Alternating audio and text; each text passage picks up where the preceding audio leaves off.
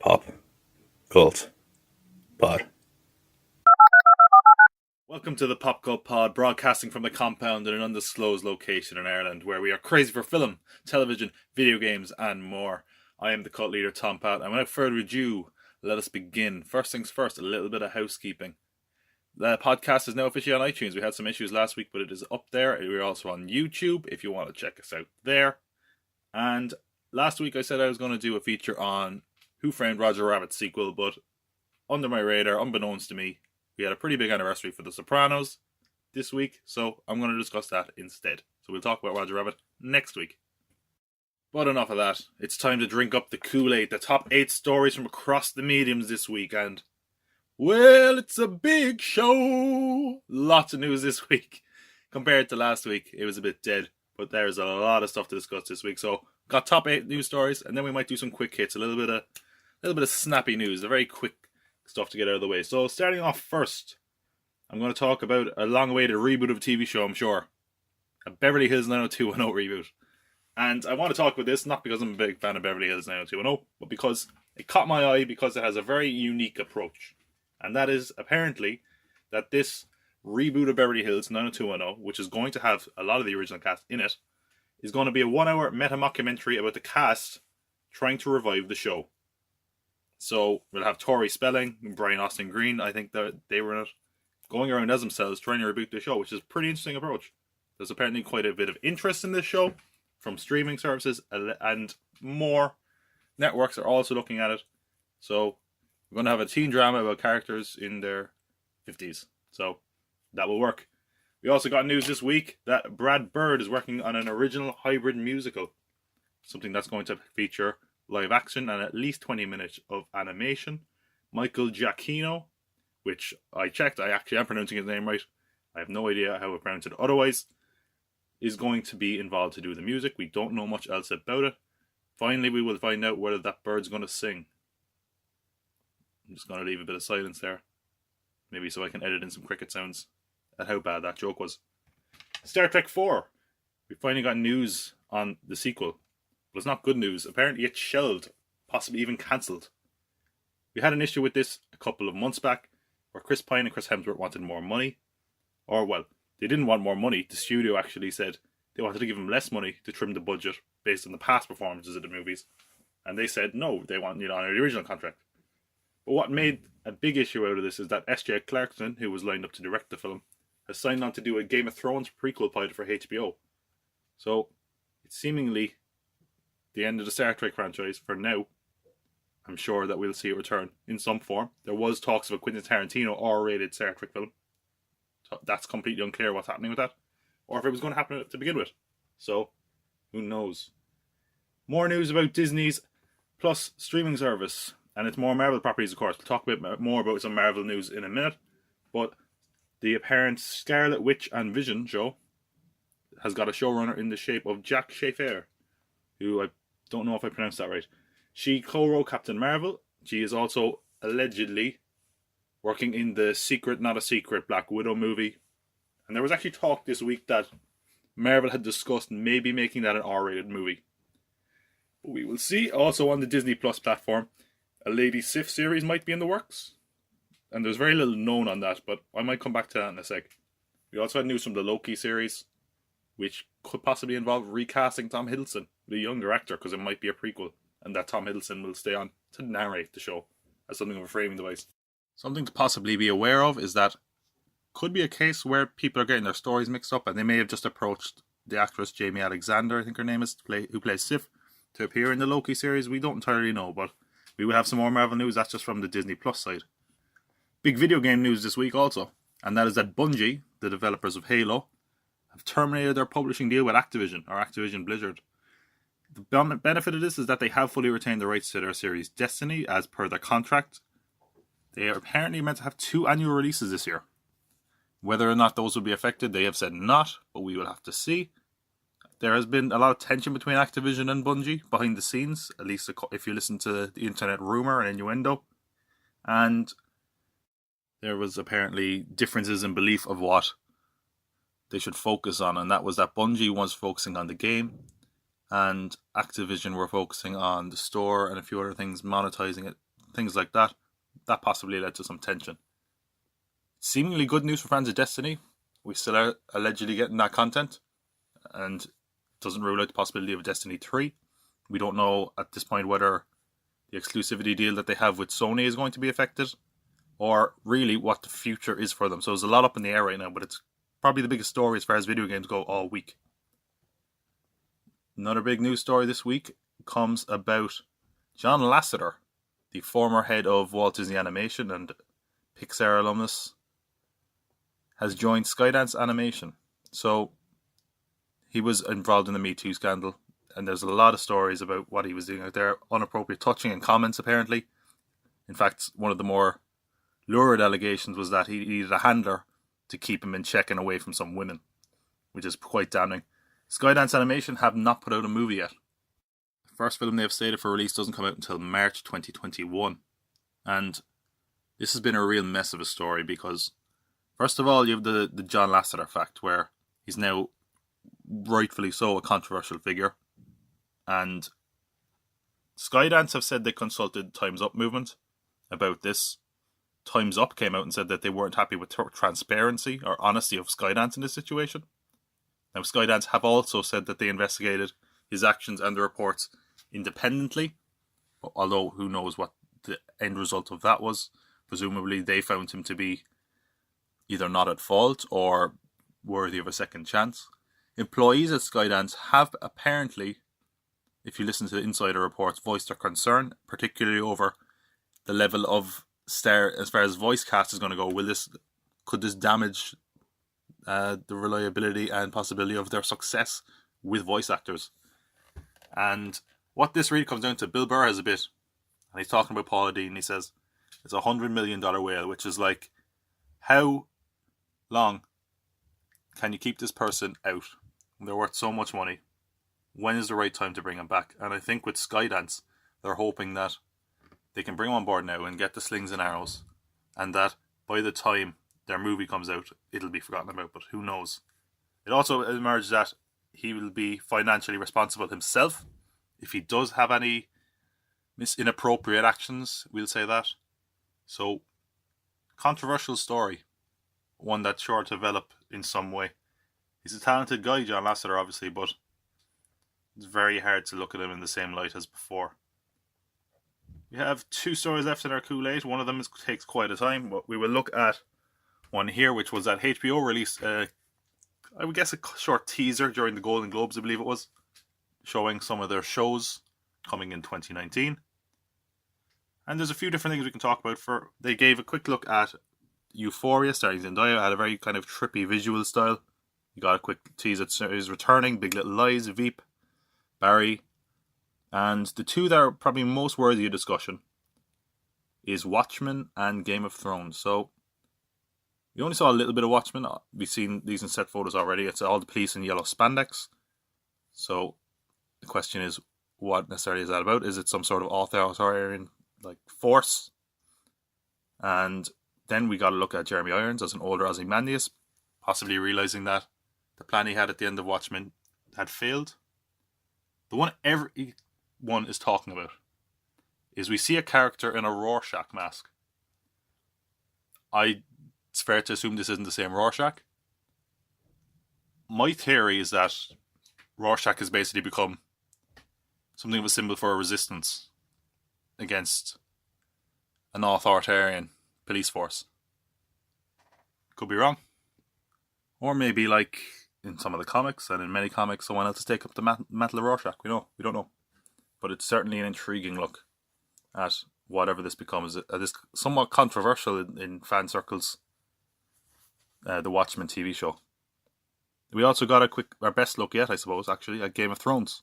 And it was only a brief clip. We obviously saw some dragons, but that could have been from any season. And it has Daenerys and Jon Snow talking to Sansa at Winterfell, and Sansa says, "Winterfell is yours, my grace," referring to Dany.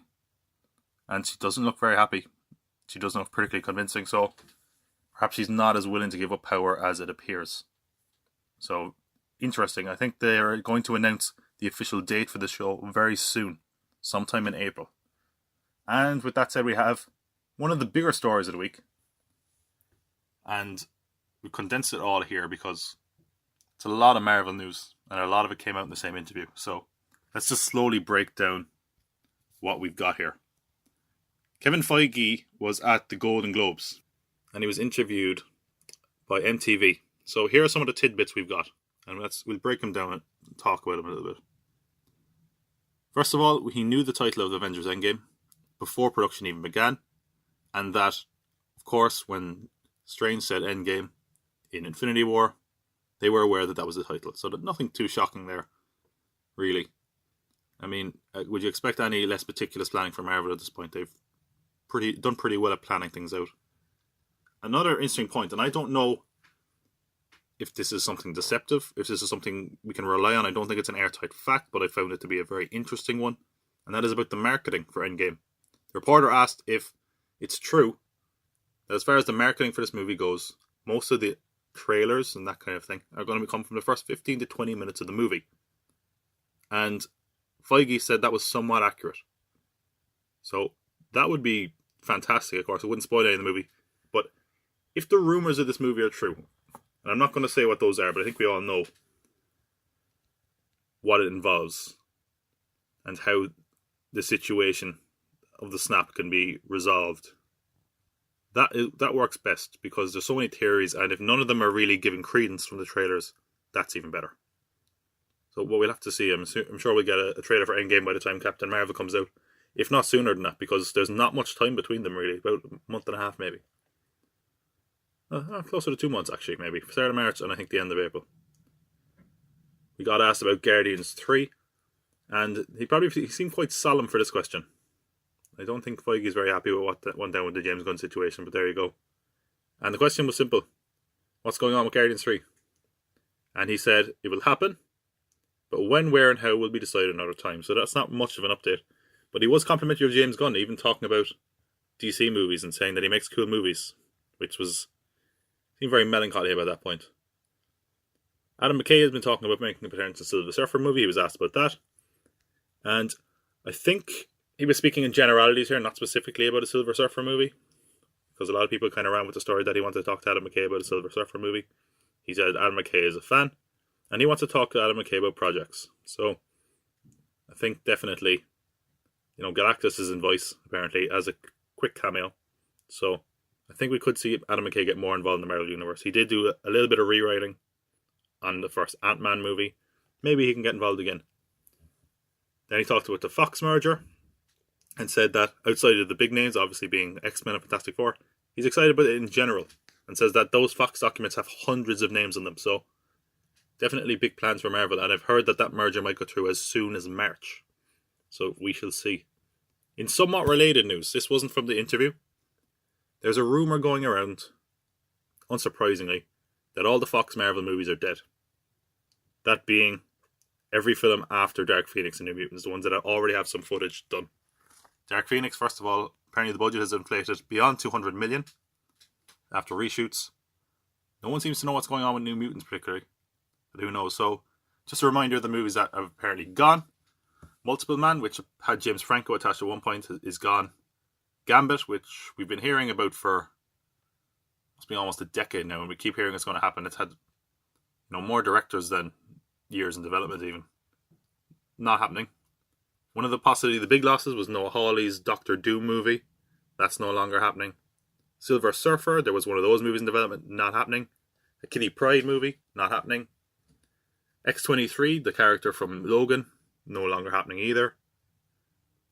And the only one I think that is interesting out of this, because I don't think we ever expected most of these to happen with the merger, is X-Force or Deadpool 3. What happens with that? Because I think they want to bring Deadpool in, but it's a question of how they do it and what that's going to involve. So that's probably one of the most interesting factors in this whole merger. What happens to Deadpool? What do you do with Deadpool? And I do think if there was any character they could bring over and address it in a fun way, it probably would be Deadpool, but he probably runs the risk of ruining the Marvel Universe by addressing it. So those are our cool 8. Those are the top 8 news stories. And then, since I said there was a lot of news this week, we're going to do something I'm going to call quick hits, which is little snappy bits of news stories that we're going to bring up, make a wisecrack about, and move on. So think of it like Weekend Updates with Saturday Night Live, but less funny and less diverse, I guess. So, quick hits. First we have Tim Miller and David Fincher are going to team with Netflix for an animated anthology series.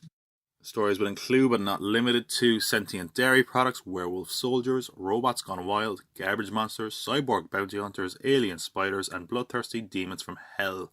They've also said the animation isn't confined to one style. It sounds somewhat experimental. They showed some quick kind of screen grabs of what to expect. It seems very akin to something like Heavy Metal, which is something David Fincher was trying to get going for years. Fincher and Tim Miller were also working on a version of The Goon, and I don't know what's happened with that. So, they've also revealed the name of this project, which is going to be Love, Death and Robots, leaving Elon Musk without a title for his autobiography. We allegedly got our first look at Zaz from the Birds of Prey film. Chris Messina was at the Golden Globes and he had dyed silver hair. So, that's apparently our first look at Zaz. And thank God Zaz is a character defined by his hair, not any other physical features of his body, right? Soldier 76 is gay. Blizzard have outed the character as a gay character in one of their prequel comic books, and that finally explains why all this time I play Overwatch, teenagers and kids are calling me gay, which is why I'm expecting Blizzard to any day now announce my overweight promiscuous mother as a playable character. And we're moving on to our next feature, which is Trailer Trash, where we break down and talk about the trailers of the week. So we have 2 trailers coming from Netflix, because Netflix just runs the world right now as far as releases go. And we have one look at Captain Marvel. So we'll look at the first Netflix one, which is Polar, starring Mads Mikkelsen as an assassin. And this is based on a comic book called Polar Came In From the Cold, I believe. And the trailer is very odd tonally, because it's a mixture of 2 tones. We have a somewhat stark, kind of grounded look, especially at the first half, the first minute and a half, because kind of like that. It's got gorgeous shots of what I'm assuming is Scandinavia, and it looks like it could be somewhat realistic. And then the movie just goes nuts. Colours all over the place, really bright, kind of over the top, stylized, and I don't know what to make of that.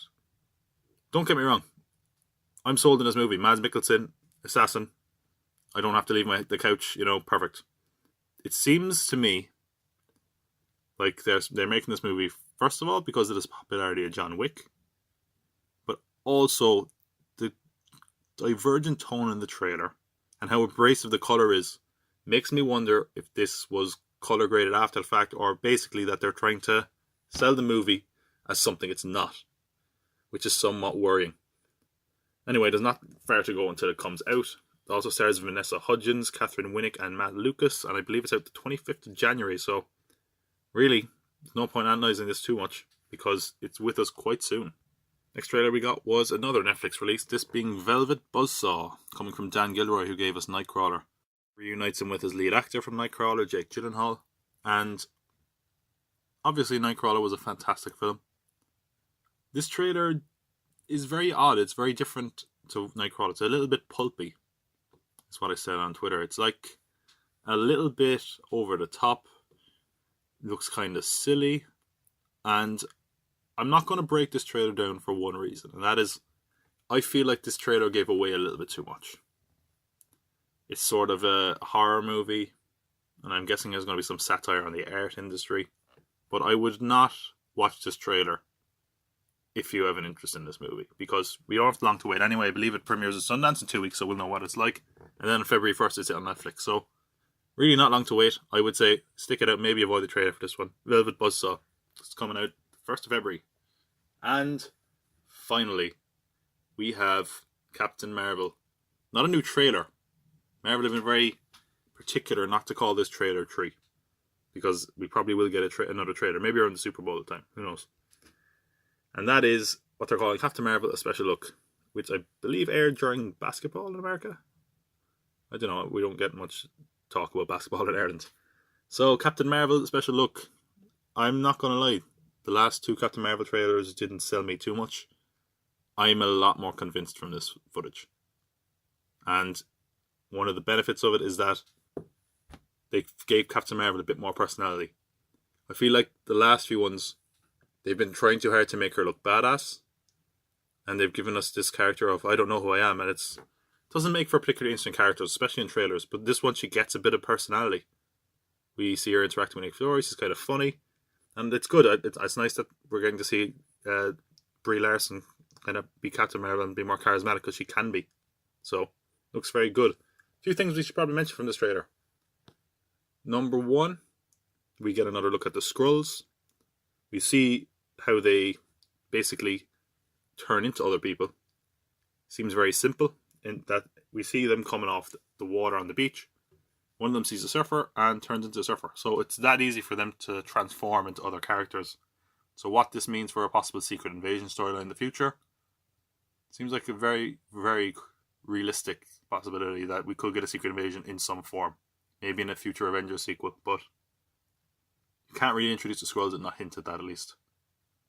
And on a related point, the trailer made a big point of what has been a very popular theory, which is that Captain Marvel could be a Skrull. Now, I'll tell you what happens in the trailer first of all. So it's Captain Marvel special look if you want to find it for yourself. And Nick Fury and Captain Marvel are in a bar. And she's obviously, this is the big exposition dump where she's talking about Skrulls and Kree and all that. And she says, or she's asked by Nick Fury, "How do I know you're not a Skrull?" To which Captain Marvel responds by exploding a jukebox with lasers from her fist. And she looks at him and says, "A Skrull can do that." And Nick Fury goes, "I'm just meant to take your word on that."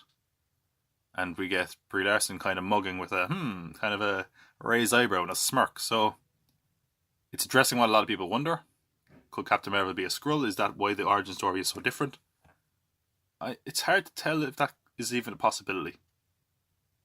There's a lot of ways you could go that Captain Marvel could be a Skrull. Maybe that's why she didn't come when all the other stuff was happening in the previous Avengers films. I wonder, is it a good call though? Spend your origin story following a character that isn't really the character, even though we're going to get a realistic origin story because they can implant memories. It would be a very odd route to take, and I don't know would it be a good move. It can work if executed well, but who knows? That's a tough one to call. We also got another look at Jude Law, who's from the trailers definitely seems to be playing a villain. There is a lot of rumours and possibly confirmation of the identity of the villain. I'm not going to say it because I don't want to spoil it, but it was speculation it could be a good character, and I'm sure you know what I'm talking about, or a bad character. And there's a lot of people now saying that the character we're getting is an amalgamation of them both. So, I mean, Google Jude Law, Captain Marvel identity, and you have an idea if you're not entirely sure. But I don't want to spoil it for people who have not had any interest in seeing or finding out who he is. But there's apparently rumours, of course, those damn toy leaks again. As far as more trailer news, the rumour going around at the moment is that we're going to get a new trailer for Spider-Man Far From Home on Tuesday. That has not been confirmed. We shall see. I'd also heard that we were getting a trailer for Shazam on Thursday. No, not Thursday. The 19th, which is, I think, Saturday, is it? And I haven't seen that confirmed by anywhere, but I did hear someone speculate that the trailer's been delayed. So, hopefully we get at least one trailer to talk about next week. Maybe two. Spider-Man or Shazam. Who knows? We'll have to see. But speaking of Captain Marvel, we have got long-range projections for Captain Marvel. So, this is basically people saying this far out what people's tendency to go see this first opening weekend or see it as their first choice, that kind of thing. Now, again, these are long-range projections. Projections have been incredibly wrong in the past. They've exaggerated, they've underestimated, but these are long-range projections, and they're saying that a low possibility is 140, a high possibility is 180.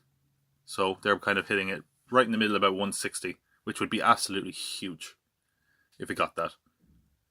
And you know, close to the time, you might have a better idea. But that certainly looks very good for Marvel that they have another hit in their hands.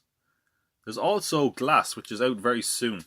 Projections for that have been lowered after the reviews for this came out. Very, very mixed for this film so far. I didn't address Glass much in my preview for 2019 last week, because it's out so soon. It didn't seem like there was much point to discuss the film that's out in about 2 weeks. And I had heard negative stuff about this, but I didn't want to bring it up because we'll know soon enough and the reviews will be out soon enough. I didn't want to say, hey, this film might be bad, then the reviews came out and it was amazing, because that would have been pretty stupid. Because trust me, I'm about to eat my words in a minute for something. And originally, it looked like it was going to make 67 million opening weekend. That's now been lowered to 50 million. And it was originally going to look at 180 million domestically, and now it's been dropped to 108, which is a pretty significant drop after those reviews are quite mixed to negative, I would say. Maybe probably leaning more towards negative.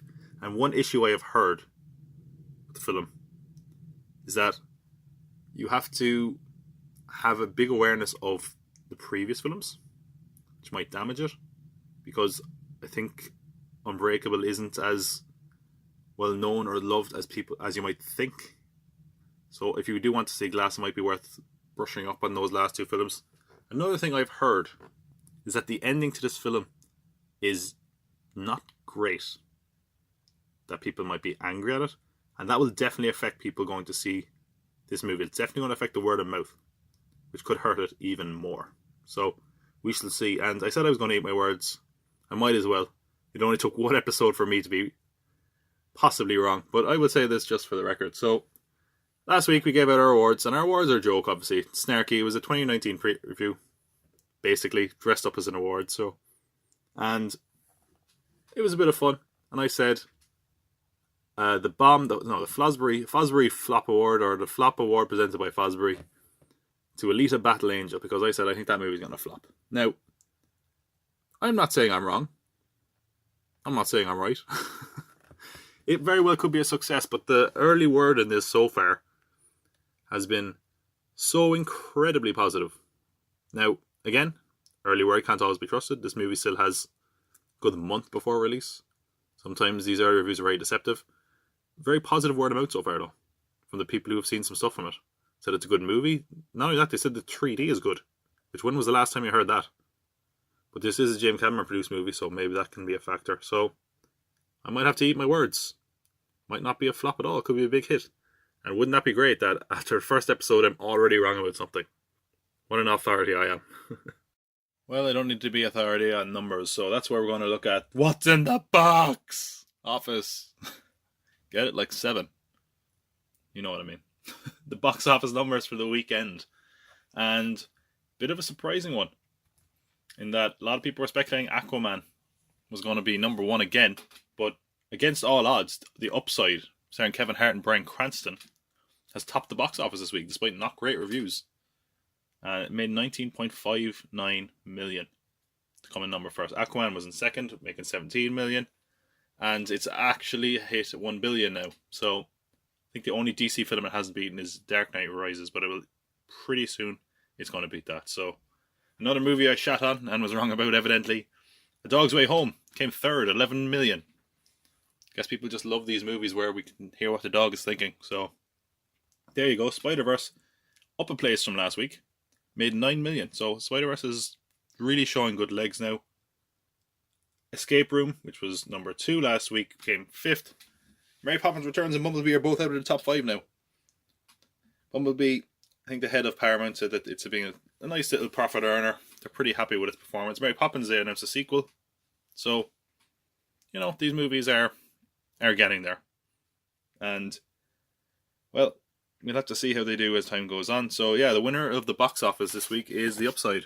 And speaking of The Upside and speaking of Kevin Hart, I'd like to reintroduce a segment that we started last week, probably our most popular segment. Is Kevin Hart hosting the Oscars? No. Last week we had the update that Kevin Hart, who was no longer hosting the Oscars, was still no longer hosting the Oscars. And this week, we can report that he is not hosting the Oscars. Bob Iger was asked about it and said, I'm open to it. And Kevin Hart, again, said, no. So that is what I'm imagining is going to be our longest running segment. Is Kevin Hart hosting the Oscars? This week, the answer is no. What will it be next week? Who knows? Actually, they are saying that the Oscars this year apparently are going to have multiple hosts and they want to reunite the Avengers to present an award. So, we shall see. But is Kevin Hart hosting the Oscars? The answer this week is no.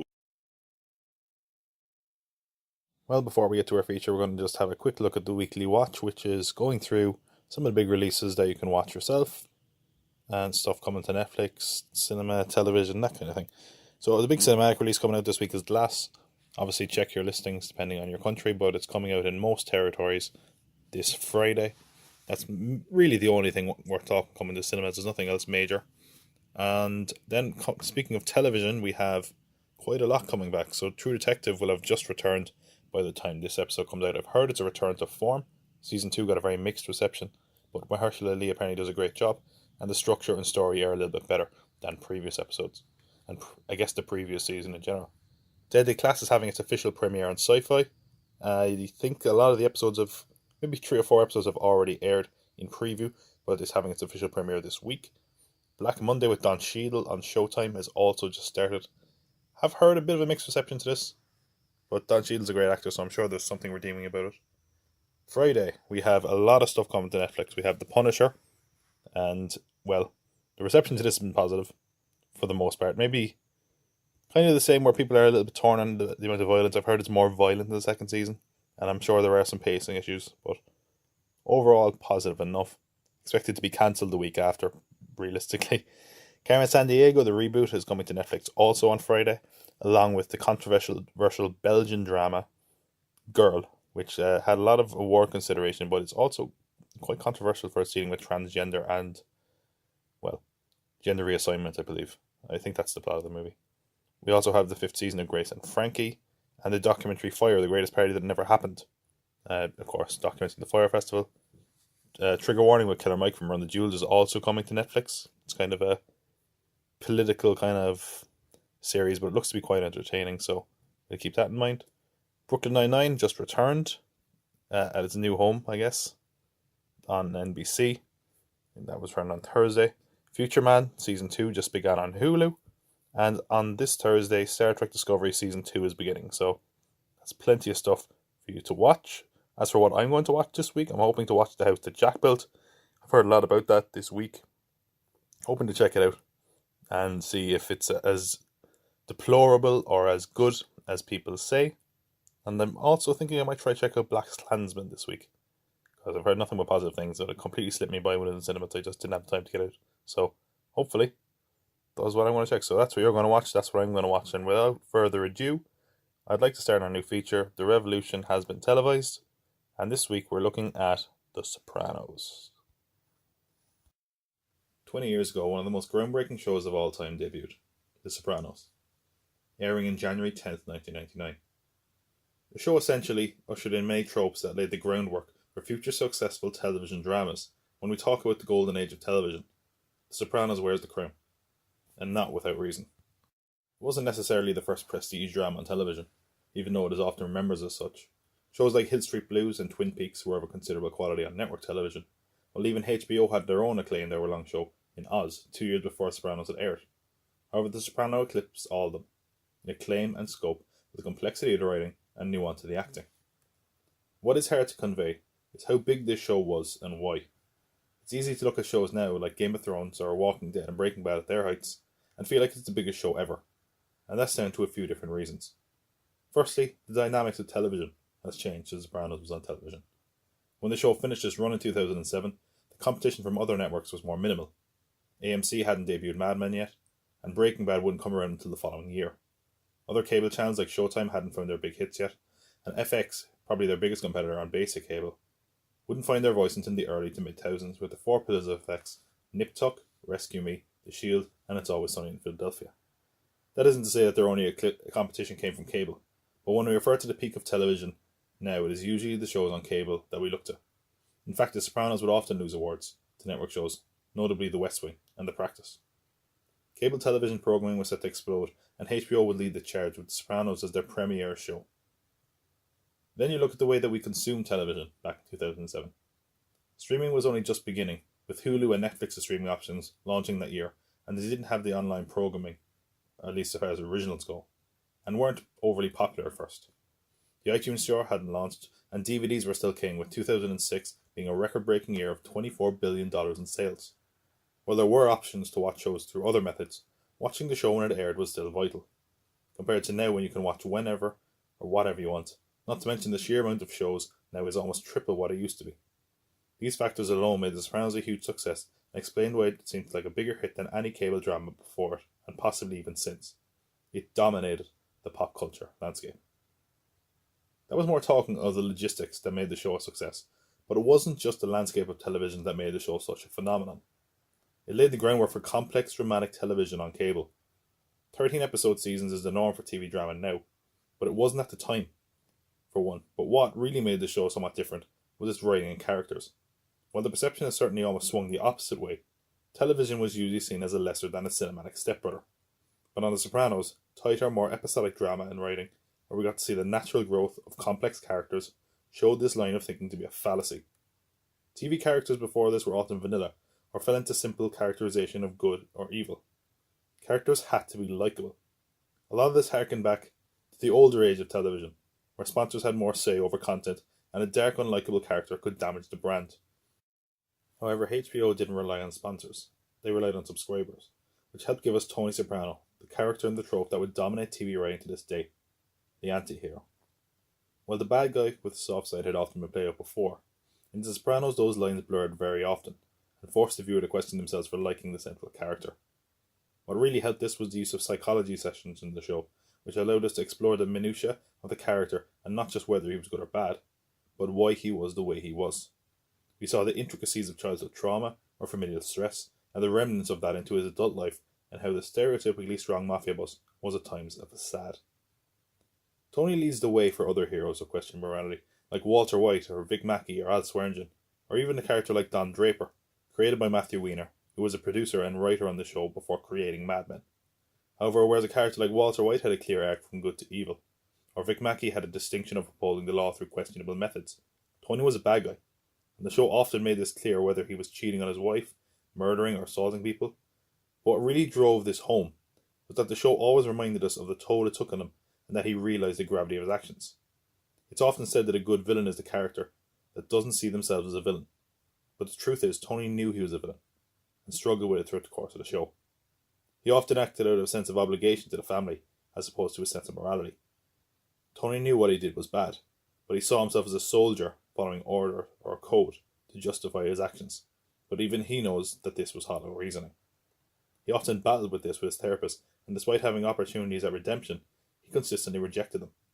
Tony is a bad guy, but it spoke to the complexity of his character, in essence that the character had a soul, that he realised he's bad, and despite trying to justify his actions, he shrugs off change to be self-aggrandizing in pursuit of money, power, and sex. Even though he argues that when he does this for the family, he's often isolated and cold towards them, and as the series goes on, he pushes them away or even ends their lives.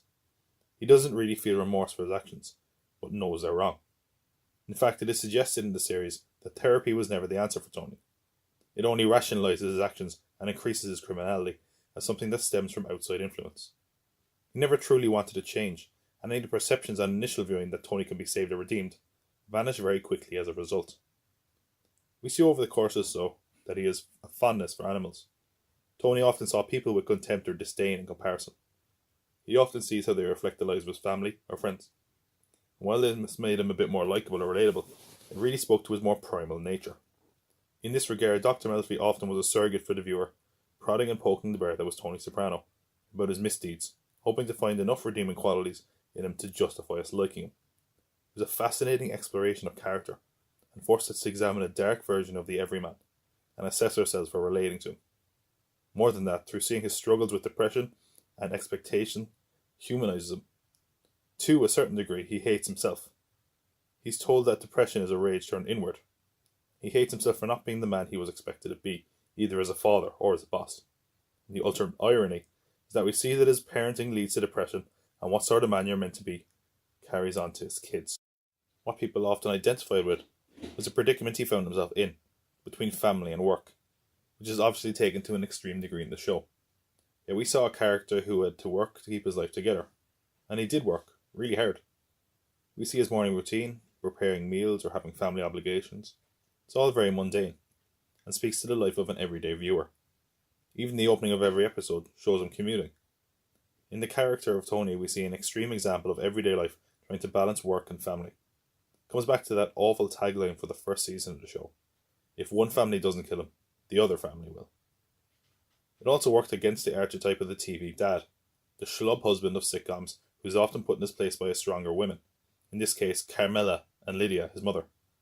They also went against the image of the gangster that we have.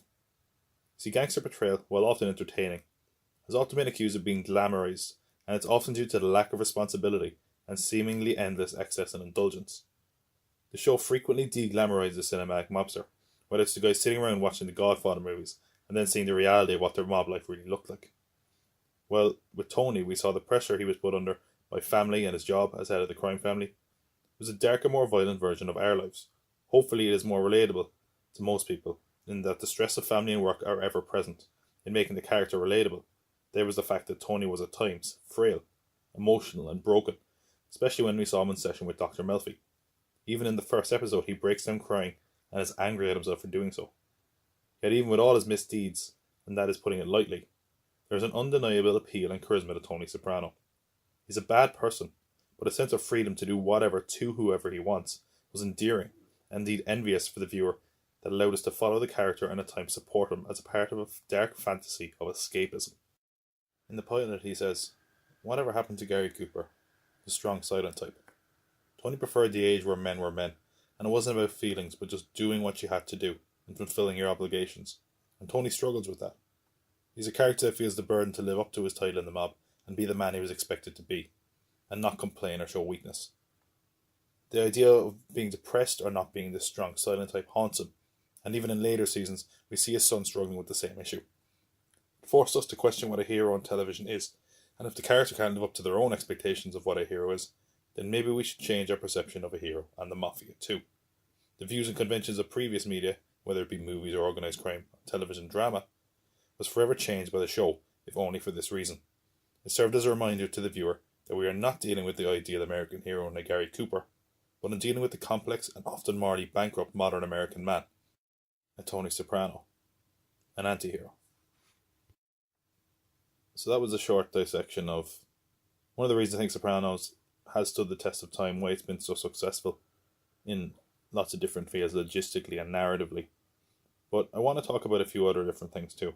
I'd like to talk about the intro of the show, the ending of the show, some of the favourite moments, some of my favourite episodes, that kind of thing.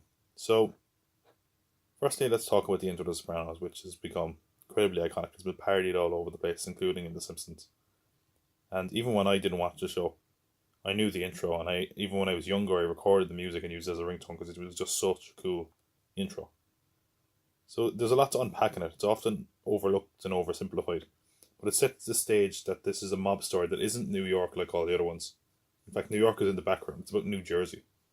And it shows the progression of Italian Americans going from the older parts of the city or places under construction, showing us the Statue of Liberty, a sign for people hoping to come to America and chase the American dream, to show finally the success accomplished by Italian Americans in America by showing us Tony's massive house, all with the seedy undertone of strip clubs and cigar smoke to show that maybe Tony didn't succeed through honest means, or the idea that achieving the American dream is a myth and it is only possible through nefarious means.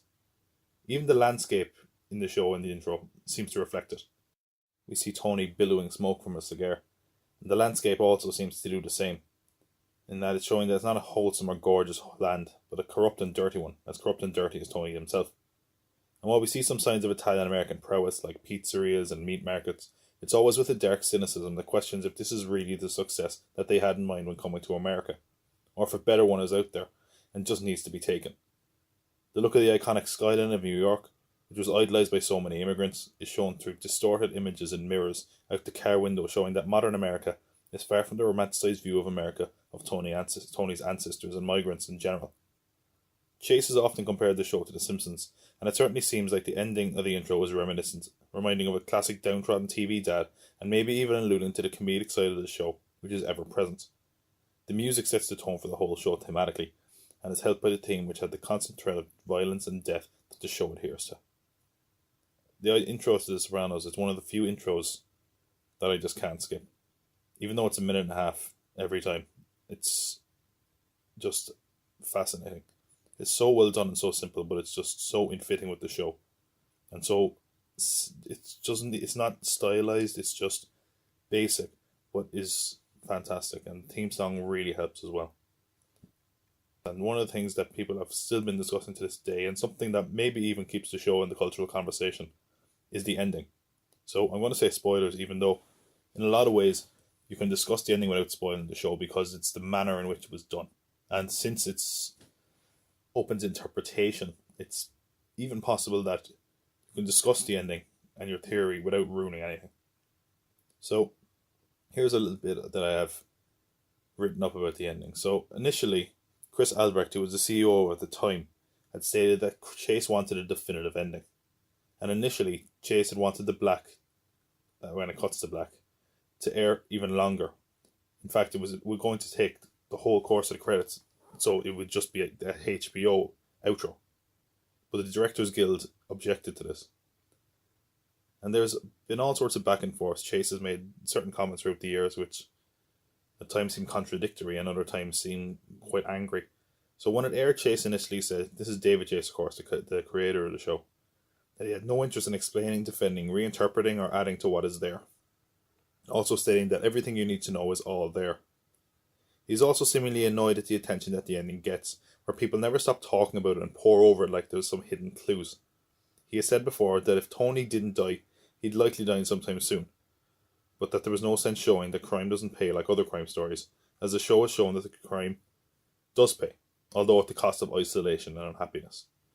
And when he said that Tony dies, he didn't necessarily, and that he was going to die, he wasn't necessarily meaning soon. He just meant that eventually we're all going to die. So a lot of people have looked at that to mean that it's just a moment of Tony enjoying life and that we should treasure the smaller moments, which is something that the ending often actually is compared to the ending of the first season, where they're in a restaurant as a family and it's a lovely, nice moment.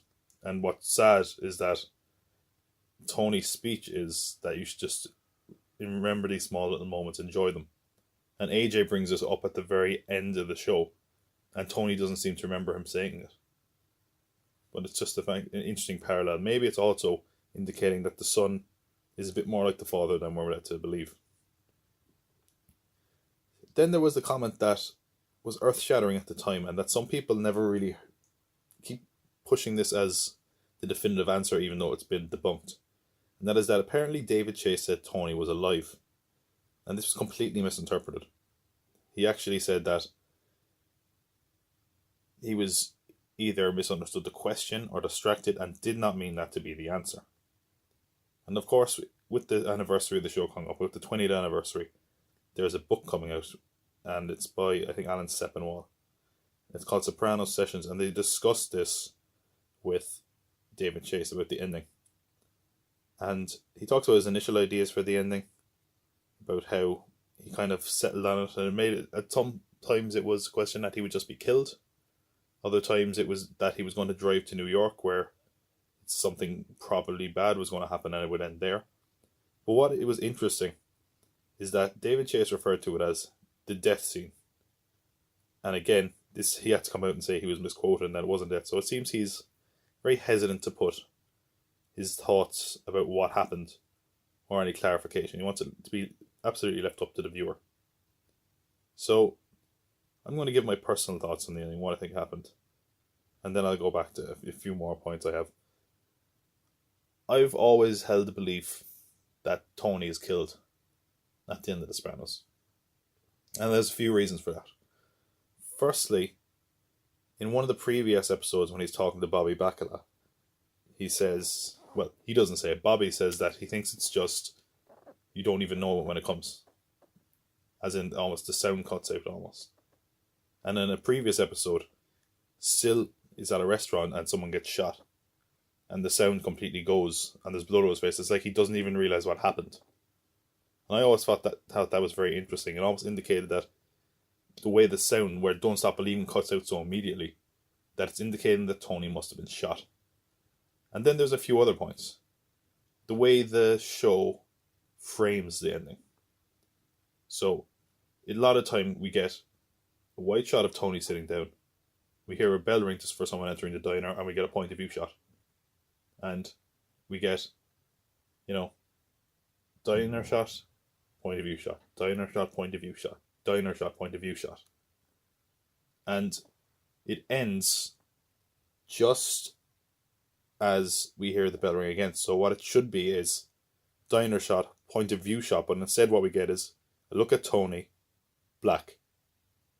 As in, it's been blacked out. So I always took that to mean that Tony is killed, and that is the reason he doesn't see anything is because he's dead. He doesn't see anything. It just ends the same way that was suggested in the show. You don't even know when it comes. It just ends. So the suggestion is that when Meadow comes running in, she runs in just to see her father being shot. But that's not all. There's also the fact that there is a character that's been much discussed and analysed over, and that is the character in the members only jacket. And there's a few things we need to discuss here. First of all, there is an episode called Members Only. And the Members Only, in that episode, Tony is shot by his Uncle Junior. So that could be significant as well, in that they brought the name of that back in an episode where Tony is shot. And also in that episode, a character is killed in a diner. And then there's the way that this character is shown. It's made very clear. There's a lot of people in the diner, but it doesn't really focus on any of them. But he comes in actually blocking, I think it's AJ when he walks into the diner. And we get a good look at him. And there's also a point where he seems to be looking over at Tony. And when he walks past his table to the bathroom, the camera sort of follows him slightly. So it's definitely trying to point this character out. And then there's the very significant point that he's going to the bathroom, which a lot of people have taken to interpret that he's just like in The Godfather. He's going to get a gun from the bathroom to shoot Tony. So there's a lot of evidence to support that he's killed. There's even some shots in the episode that suggest his death. There's a moment where he's lying in a bed and he looks like he's in a coffin, for one. But I think there's a lot of evidence to suggest that he's killed at the end of Sopranos. It's always been my belief that that was the case, the way the music cuts out. And I think if you put it with the fact that he wanted the blackness to last until the HBO credits, I think David Chase had that in mind. But he didn't want to give us a definitive ending because, like, for the points I mentioned above, he didn't want to show that crime doesn't pay, because we've often seen that it has. And I think there was also a certain annoyance. He seemed very annoyed that people wanted to see Tony get his comeuppance, even though they rooted for him for so long. Now, that isn't to say that there isn't other theories. I've had a lot of people I know suggest that he's dreaming, and personally, I think that would be an awful ending for one. But I don't see a lot to suggest it. There is one shot that's a slightly otherworldly, where Tony walks in and he almost looks at where he's going to sit, and then it just appears he's there, and it looks somewhat just slightly deceptive. So possibly that. Some people say it's just meant to indicate that Tony will never live a normal life, and that he's, always going to be looking over his shoulder that someone could kill him. And, there is room for that, but I think that would be a rather weak ending, in my opinion, because he's been doing that for the course of the show anyway. I've heard people say it's the death of the viewer, which is also a possibility. I just think that the one that makes the most sense is his death. But so there is, of course, evidence of it, multiple different narratives of how the ending could play out. And while we might not have a definitive answer, searching for meaning and eventually finding it gives the viewer satisfaction more so than any actual ending could. The show stayed true to itself in delivering something poetic and open to interpretation, while having already delivered the true conclusion to many of the characters' arcs, particularly Sopranos' kids. A real definitive ending would likely have been forgotten or less discussed by now, but this style made sure that this was not the case, and if nothing else, the ending gave us Tony having a brief and rare moment of happiness with his family, before an uncertain future that will inevitably lead to his death. So before I talk about some of my favourite episodes, I want to mention maybe a few moments from the show that I think are just standout fantastic moments. And one of them is the intervention scene. I have to say this is one of the funnest shows I can think of in any show. Even though The Sopranos was often a drama and the characters were complex, it was often at times very, very comedic and well acted. It was kind of a deconstruction, I guess, of the mafioso guys, and that it wasn't always serious action drama. Sometimes it was funny. They were wise guys. They were cracking balls and that kind of thing. And what I love about it is how quickly the order and the normal decent gesture turned into a really violent and angry one.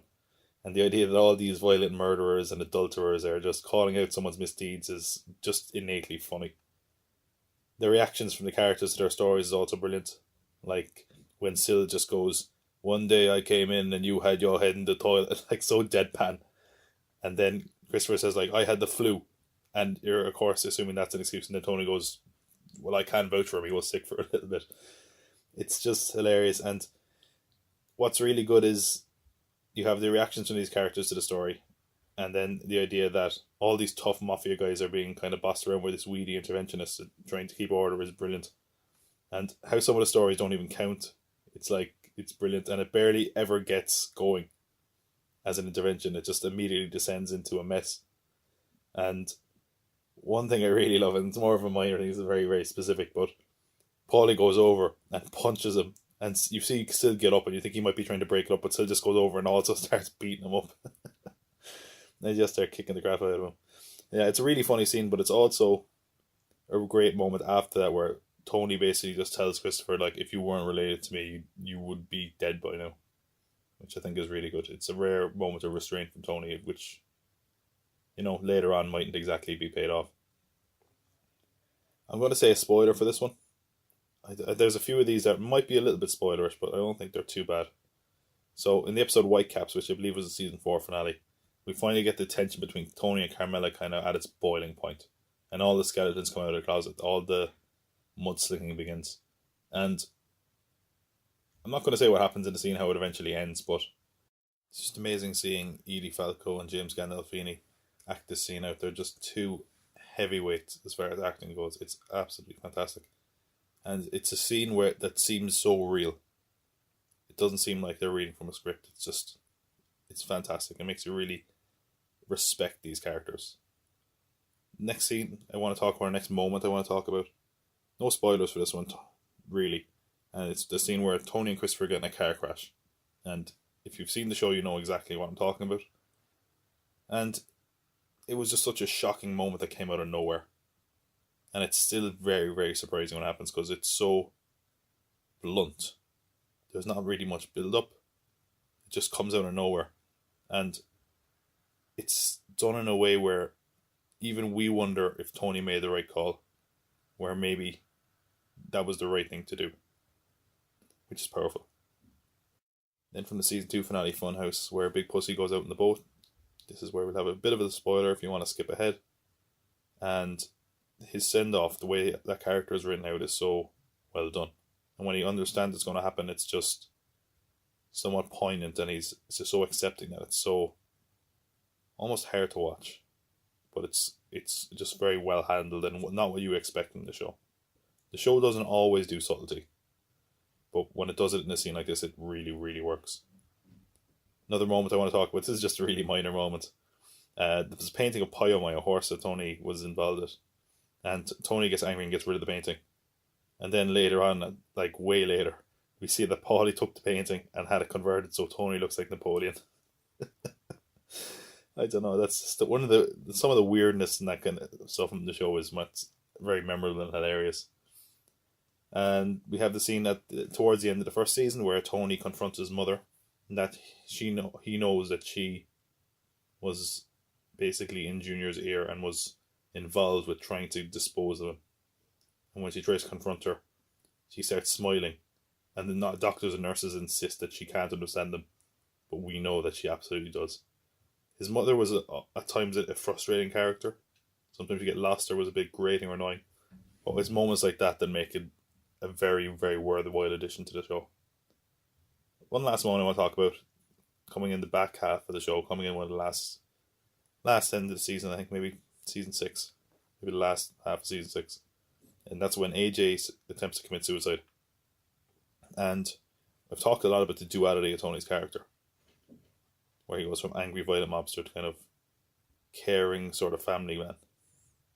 And I think you see it best in this scene, where he goes from angry to almost wanting to hurt his son because of what he's done, to just loving. I think he even kisses his son at one point.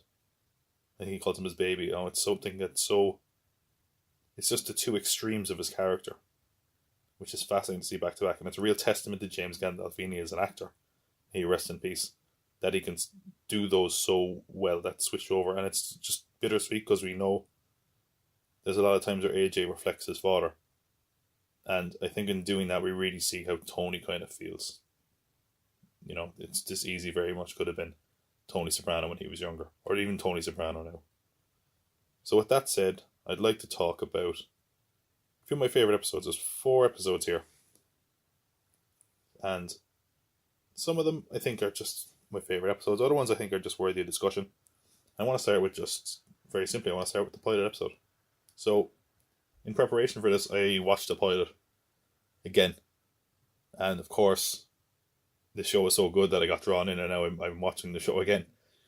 But it's fascinating watching the pilot now, because of how much is in it that pays off later on, and how much it's basically the complete experience of the show. Like a lot of pilots with TV shows, sometimes they're a real step down. They're still trying to find their voice, but the first episode of Sopranos completely works. And it was actually filmed in 1997, but it wouldn't air until 1999. And, you know, like I said, it's all there. So every character has brief moments. Sometimes they're not really introduced. Even a character like Adriana is there, as I think she's like the maitre d' of a restaurant. And she's not named. And I believe originally she was meant to be just there for that. But they liked her performance, so she became a more permanent part of the show. But it really just sets into motion things that will reverberate throughout the whole show as a whole. You know, we see the 2 sides of Tony Sopranos with the ducks. That's frequently mentioned. The ending hints at the tension between Tony and Junior and his mother's involvement in the whole thing. We also see how strange it is. It's like weird just how complete it is. Like, everything that's in the show is almost in there. And it's very rare where you get a pilot that tells the whole story of the show and makes you feel like this is what the show is going to be. It actually is so complete that initially David Chase thought that it wasn't picked up. He'd asked HBO to film another 45 minutes so it could turn into a TV movie. And that almost would have worked. And I think a lot of the time Sopranos is maybe one of its strengths, that when the story is just almost contained. And that is actually quite a few episodes. Sometimes they just almost feel like little short films, which is fantastic. Next one I want to talk about is Pine Barrens. One of the most memorable episodes, I would think. One of the most loved episodes, certainly by fans. And that led to the question of what happened to the Russian. And it's something that's been constant, and some people get annoyed, some people think it's a plot hole, but who knows. And it's, in my opinion, one of the funniest episodes. It's just a hilarious episode of any show, really. But as far as of the series, it might be the funniest. And the whole plot is basically Paul and Chrissy, or Christopher, or Chrissy as Paul calls him, I guess. That's where I picked that up from. Are out in the New Jersey Pine Barrens where it's freezing, and there's an unkillable Russian that they're basically in pursuit of, and they never really find him. But it's just seeing the characters out of their elements, and that's something the show often does well. I mean, I think with exception, maybe the episode where they went to Italy, a lot of people criticize that one. But a lot of times seeing the characters out of their element works really well. And the dark humour and kind of setting of this just gave us a very different episode, but it didn't disrupt the flow. It just felt like a short story, you know. And it worked really well as a standalone episode, just entertaining. It's one of my favourites, anyway. Next episode I'm going to talk about is one of the most groundbreaking episodes of not just the show, but probably of television in general. And this was seen by a lot of people at the time as when the show finally arrived. When it became, you know, the gold standard as far as great dramatic writing goes. And it's an episode called College, which is the 5th episode of the first season. And it's where we get to see the real Tony and where his priorities lie.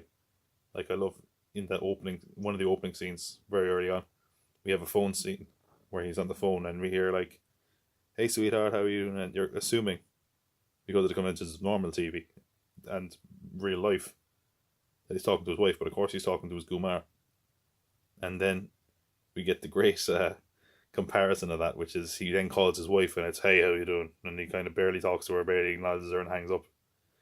And I just love how we kind of see in that sense that he's putting his mafia life and his illicit life in front of his actual family and his life.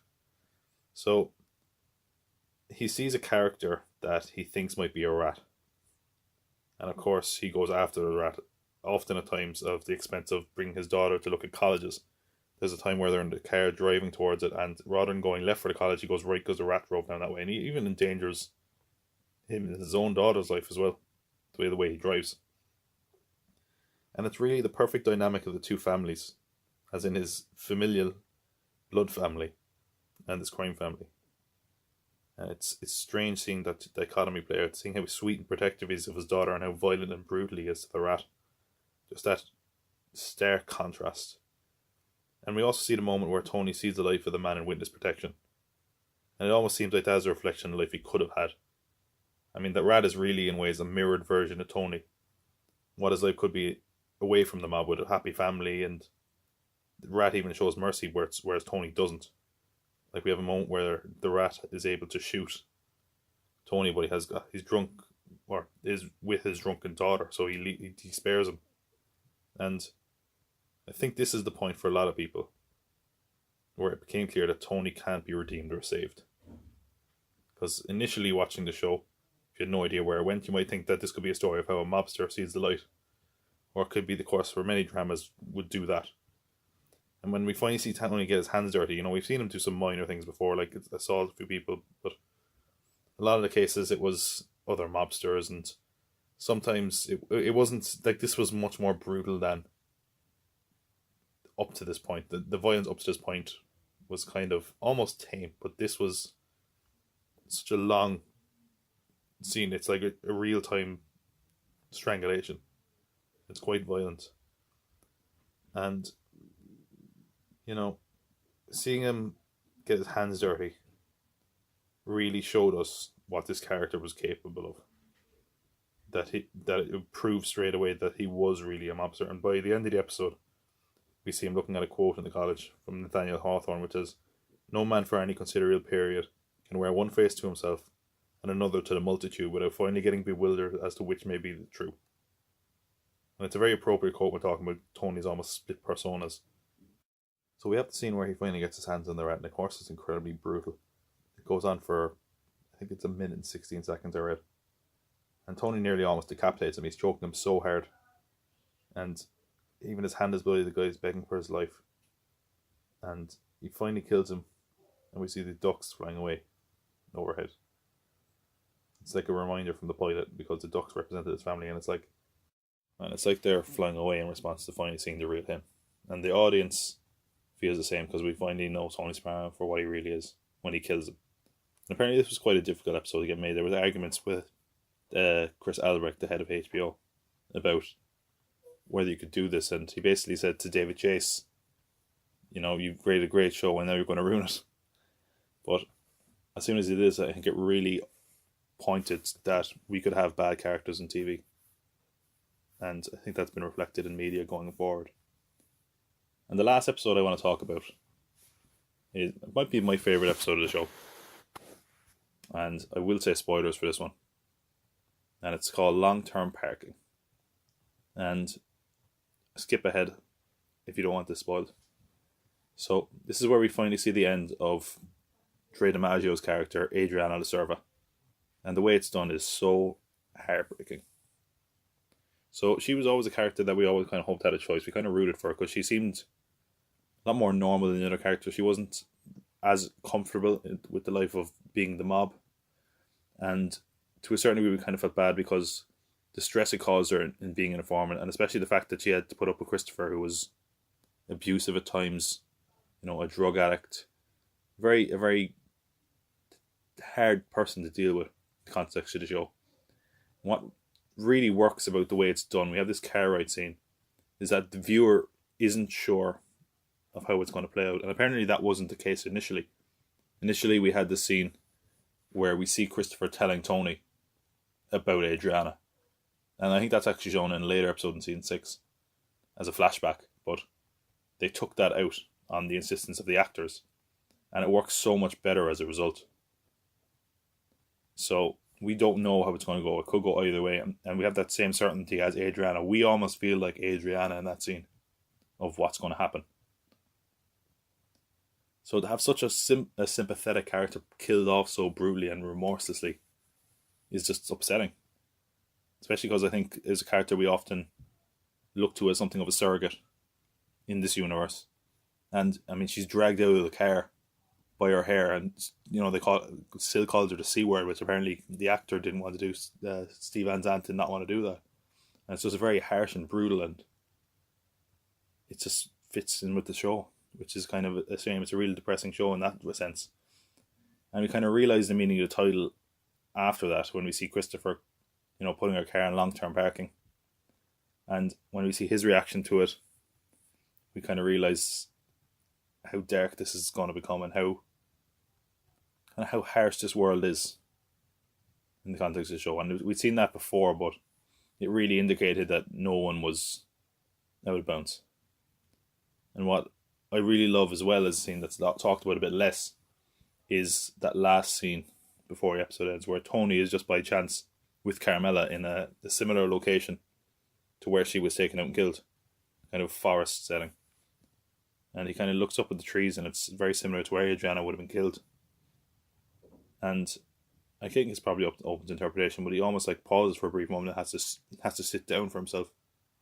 And it's almost like he's got a bit of genuine sadness for what he's done. Like there's a little bit of remorse for having Adriana killed before he just returns to his normal self. I just think it's a very powerful, well done scene. And yeah, it must be my favourite episode. Long-term parking. It's definitely one that's in. I looked at some other lists when making this episode, and generally, a lot of those episodes I mentioned are towards the top. There's also Whitecaps in season 4 finale, and I think Funhouse season 2 finale, which I mentioned is some of my favourite moments. But yeah, The Sopranos. It's strange how much this show holds up for a show that's 20 years old now. It hasn't aged awfully. It's aged quite well, and I think that stands as a testament to the characters and the writing, that they're just so relatable. I said before that characters like Walter White or Vic Mackey owe a lot to Tony Soprano. I think it's because that character stands the test of time, and I love those shows, but I don't know if it's ever been done as well again.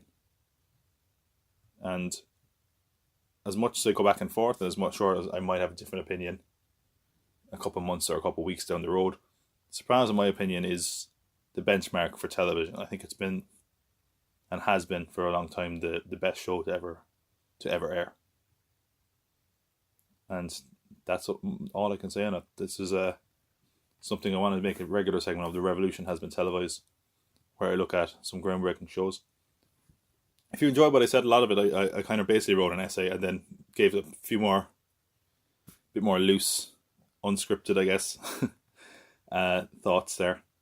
If you enjoyed it, I would say there's a book you might like, or I might enjoy reading, which is one that I enjoyed and helped me a lot when looking at some of this stuff, which was Difficult Men by Brett Martin, Behind the Scenes of a Creative Revolution. It's very good. It looks at kind of the golden age of television and where that has brought us, and how some shows impacted others and that kind of thing. So the full title is Difficult Men Behind the Scenes of a Creative Revolution, from The Sopranos and The Wire to Mad Men and Breaking Bad, by Brett Martin.